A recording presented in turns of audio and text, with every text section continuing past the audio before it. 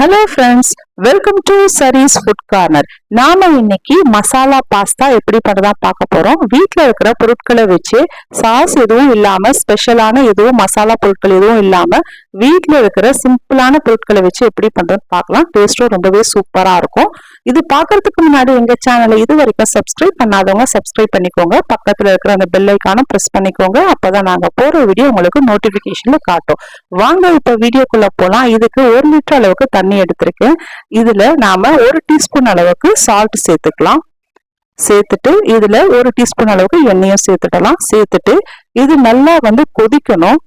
இந்த அளவுக்கு நல்லா கொதி வந்ததுமே நம்ம ஸ்டவ்வை மீடியம் ஃப்ளேம்ல மாத்தி வச்சிருக்கோம். மீடியம் ஃப்ளேம்ல மாத்தி வச்சுட்டு அதுக்கப்புறம் பாஸ்தா 2 கப் அளவுக்கு நான் சேர்க்கிறேன். 1 கப் அளவுக்கு இப்ப சேர்த்தாச்சு. இப்ப 2வது கப்பும் நம்ம சேர்க்க போறோம். சேர்த்துட்டு இதை நல்லா மிக்ஸ் பண்ணி விடணும். இல்ல அடியில போய் இது நல்லா ஒட்டிக்கும். ஜஸ்ட் இந்த அளவுக்கு மிக்ஸ் பண்ணி விட்டுட்டீங்க அப்படின்னா ஒரு 7 நிமிஷம் வரைக்கும் இதை வேக வச்சு எடுத்துக்கலாம். 7 நிமிஷம் கழிச்சு இந்த அளவுக்கு நல்லா சாஃப்டா இந்த மாதிரி வந்திருக்கும். இதை ஓவர் குக் பண்ணக்கூடாது. ரொம்ப ஓவர் குக் பண்ணீங்கன்னா ஒன்னோட ஒண்ணு ஒட்டும். கரெக்டா இந்த 7 மினிட்ஸ் நீங்க வேக வச்சீங்கன்னா கரெக்டான ஒரு பக்குவத்துல வெந்திருக்கும். இப்போ ஒரு ஸ்ட்ரெயினர்ல இதை எல்லாமே நம்ம வடிகட்டிடலாம். தண்ணி சுத்தமா வடிகிற வரைக்கும் வெயிட் பண்ணுங்க. நல்லா சாஃப்டா வெந்திருக்கு பாஸ்தா. இந்த மாதிரி நல்லா தண்ணி எல்லாமே வடிஞ்ச பிறகு உடனே இதை ஒரு பிளேட்ல மாத்தி நல்லா ஸ்ப்ரெட் பண்ணி விட்டுடுங்க. அப்பதான் ஒன்னோட ஒண்ணு ஒட்டாம இருக்கும். ஸ்ட்ரெயினர்ல அப்படியே விட்டுட்டீங்க அப்படின்னா ஒன்னோட ஒண்ணு அப்படியே பைண்ட் ஆயிடும். நல்லா இந்த மாதிரி பரப்பி விட்டுடுங்க. ஒரு பிளேட்ல கொட்டி அது இருக்கட்டும். இப்போ நம்ம ஒரு மிக்ஸி ஜார்ல எடுத்துக்கலாம். அதுல நம்ம ஒரு 5 வரமிளகாய் ஏற்கனவே ஒரு 1 மணி நேரத்துக்கு முன்னாடியே ஊற வச்சு எடுத்து வச்சிருக்கேன். அதை சேர்த்துக்கலாம். சேர்த்துட்டு ஒரு 4 சைஸ் பெரிய தக்காளி, பழுத்த தக்காளி, நல்லா கலர் நல்லா ரெட்டா இருக்கிற பழுத்த தக்காளி எடுத்துக்கலாம். மீடியம் சைஸா இருந்தா 5 எடுத்துக்கோங்க. அது கூடவே 1 டீஸ்பூன் அளவுக்கு நம்ம சர்க்கரை சேர்த்து நல்லா அடிச்சு இதை ஓரமா எடுத்து வச்சுக்கலாம். இப்போ ஒரு பேன் வச்சுக்கலாம். அந்த பேன்ல ஒரு 4 டேபிள் ஸ்பூன் அளவுக்கு ஆயில் விட்டுக்கலாம். ஆயில் விட்டுட்டு ஒரு 1/2 டீஸ்பூன் அளவுக்கு சீரகம் சேர்த்துக்கலாம். சேர்த்துட்டு இதுல 2 பெரிய சைஸ் வெங்காயம் நல்லா பொடியா கட் பண்ணி சேர்த்துக்கோங்க. சேர்த்துட்டு ஜஸ்ட் இதை நல்லா மிக்ஸ் பண்ணிக்கோங்க. மிக்ஸ் பண்ணிட்டு இதுல 1 டீஸ்பூன் அளவுக்கு பொடியா நறுக்கின பூண்டு சேர்த்துக்கோங்க.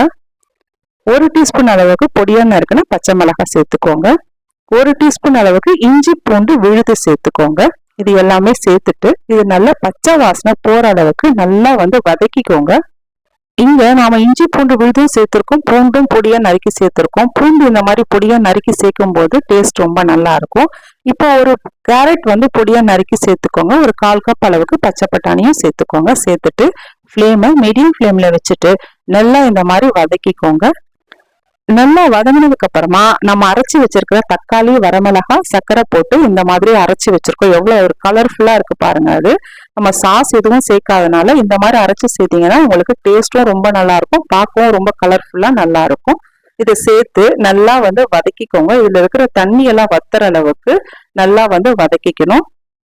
கொஞ்சம் இப்போ ஹை ஃப்ளேம்ல வச்சு நீங்க வதக்கிக்கலாம். தண்ணி இந்த மாதிரி சுண்டி தண்ணி இல்லாம வர அளவுக்கு நல்லா வதக்கிக்கோங்க. இப்போ ஒன்னொன்னா மசாலா சேர்த்துக்கலாம். நான் 1 டீஸ்பூன் அளவுக்கு உப்பு சேர்த்துக்கிறேன். அதாவது சால்ட் தான் சேர்த்திருக்கேன். 3/4 டீஸ்பூன் அளவுக்கு மிளகு பொடி, 1/2 டீஸ்பூன் அளவுக்கு சீரக பொடி சேர்த்துட்டு நல்லா மிக்ஸ் பண்ணி விட்டுக்கோங்க. மிக்ஸ் பண்ணிட்டு ஒரு 1/2 டீஸ்பூன் அளவுக்கு நான் சாட் மசாலா சேர்க்கிறேன். சாட் மசாலா இல்லை அப்படின்னா மேகி மசாலா சேர்க்கலாம். மேகி மசாலாவும் இல்லை அப்படின்னா நீங்க கரம் மசாலா ஒரு 1/4 டீஸ்பூன் அளவுக்கு சேர்த்து பண்ணுங்க. அதுவும் ரொம்பவே சூப்பரா இருக்கும்.